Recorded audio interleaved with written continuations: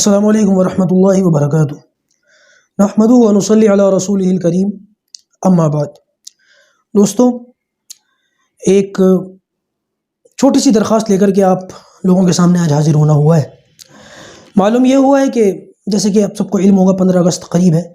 اور ہمارے یہاں لوگوں کا 15 اگست کے وقت 15 اگست کے دن یہ مزاج ہے کہ وہ یوم آزادی سیلیبریٹ کرتے ہیں، اور اس دن یوم آزادی منانا سیلیبریٹ کرنا یہ ایک الگ مسئلہ ہے۔ اس کی وضاحت کسی اور موقع پر کہ یوم آزادی کا جشن منانا جائز ہے یا ناجائز ہے، اور اگر جائز ہے تو کن صورتوں میں جائز ہے اور ناجائز کی کون کون سی شکلیں، اس کی وضاحت پھر کبھی۔ فی الحال اس بات کو سمجھیں کہ ہمارے یہاں پر یوم آزادی مناتے وقت چند ایک چیزوں کا لحاظ نہیں رکھا جاتا۔ مثال کے طور پر وہ 15 اگست کے دن پتنگ اڑائی جاتی ہے، بلکہ یہ کریز 10-15-20 دنوں سے پہلے سے ہی چلنا شروع ہو جاتا ہے۔ لوگ ہزاروں روپے کی پتنگیں خریدتے ہیں، مانجے خریدتے ہیں، اور اب تو پتہ یہ چلا ہے کہ چائنیز مانجا آ گیا ہے، اور وہ بہت زیادہ ہارڈ اور بہت زیادہ خطرناک ہے، چھری کا کام کر رہا ہے۔ بلکہ خبر سامنے آئی کہ وہ ایک نوجوان اپنی بائک پر جا رہا تھا اور اس کا گلا جو ہے وہ اس مانجے سے کٹ گیا اور اس کا وہیں آن دا اسپاٹ مر گیا۔ اس قسم کی خبریں گزشتہ سال بھی آئی تھیں، اور یہ بہت زیادہ حساس موضوع ہے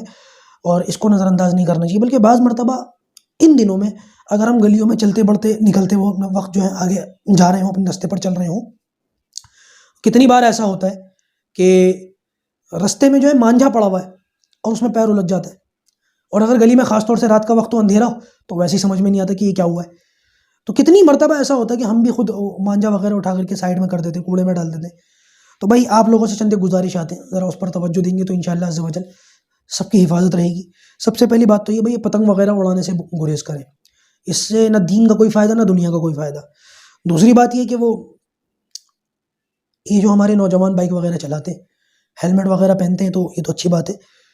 پہننا بھی چاہیے۔ دوسری بات یہ کہ آج کل گزارش یہ کی جا رہی ہے کہ اپنے گلے کے اندر جو ہے وہ اسکارف،